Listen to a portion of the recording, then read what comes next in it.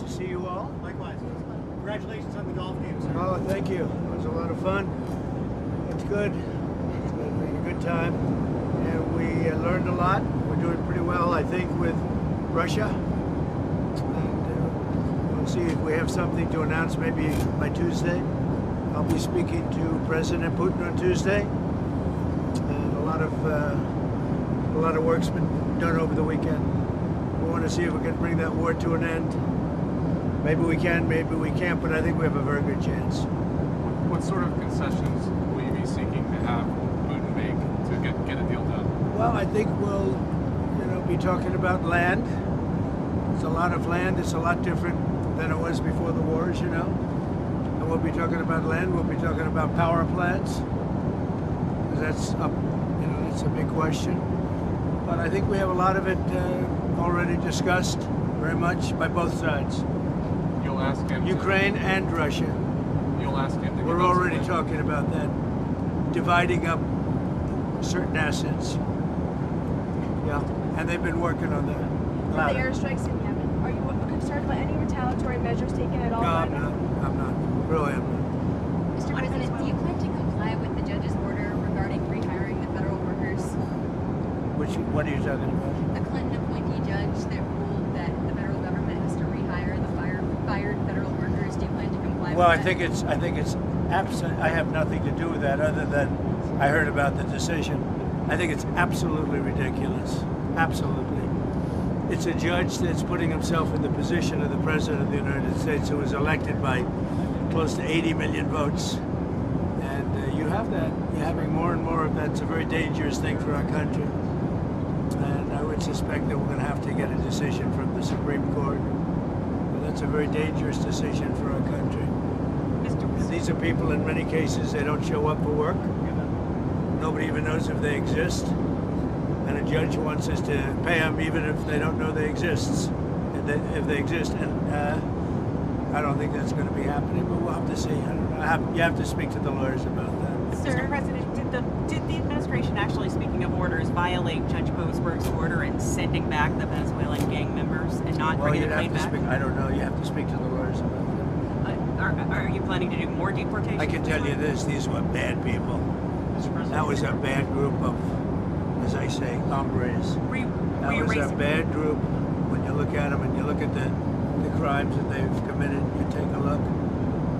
You don't get any tougher. You don't get worse than that. You understand that. So. But you'd have to ask the lawyers, yeah. Sir, there's been some criticism that the Alien Enemies Act has only been invoked 3 other times. They were all during times of war. Do you feel that you're using it appropriately right now? Well, this is a time of war because Biden allowed millions of people, many of them criminals, many of them at the highest level. They emptied jails out. Other nations emptied their jails into the United States. That's an invasion. And these are criminals, many, many criminals. Murderers, drug dealers at the highest level, drug lords, people from mental institutions. That's an invasion. They invaded our country. So this isn't, in that sense, this is war. In many respects, it's more dangerous than war because, in war they have uniforms. You know who you're shooting at. You know who you're going after. These are people that came out, they're walking our streets. We have thousands of murderers that Biden and his incompetence, first of all, he's grossly incompetent. Mr. President, as markets and consumers continue reacting to tariffs, as markets and consumers react to tariffs, do you have any inclination to create exceptions or to ease up on any? About what? To create exceptions to the steel and aluminum tariffs. No, I have no intention of it, no. No. Is this your economy? April 2nd is a liberating day for our country. We're going to be getting back some of the wealth that very, very foolish presidents gave away because they had no clue what they were doing. And April 2nd, I would have made it April 1st, but you know what April 1st is? April Fool's Day. I figured, I don't like doing it, but I made it April 2nd. But it's a liberation day for our country because we're going to be getting back a lot of the wealth that we so foolishly gave up to other countries, including friend and foe. Yes, go ahead. You've talked about the hangover from the Biden economy. Is this your economy now? Certain things are. Certainly tariffs are, which we've already taken in millions of dollars. You know, we've taken in already billions of dollars, and we haven't even really started the program other than certain areas, certain pinpointed areas, as you know. Many billions of dollars have already come into our country. The big money is coming in on April 2nd, from April 2nd. But I will tell you what is smart. When I took it over, eggs were through the roof, and now eggs are down 35% over a short period of time. And other things, fuel, gasoline, energy is down, way down. Oil is down to $65 a barrel. It was $82 a barrel. And when energy comes down, pricing is going to come down. Prices for groceries, etc., are going to come down. So yeah, I think we're setting a good table.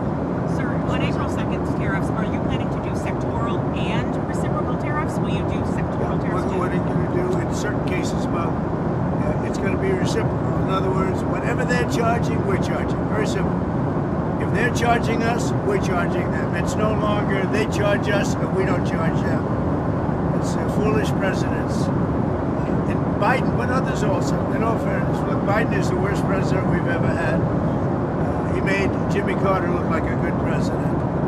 But on this, a lot of other presidents were guilty also. Some very good presidents were guilty. They charge us and we charge them. Then in addition to that, on autos, on steel, on aluminum, we're going to have some additional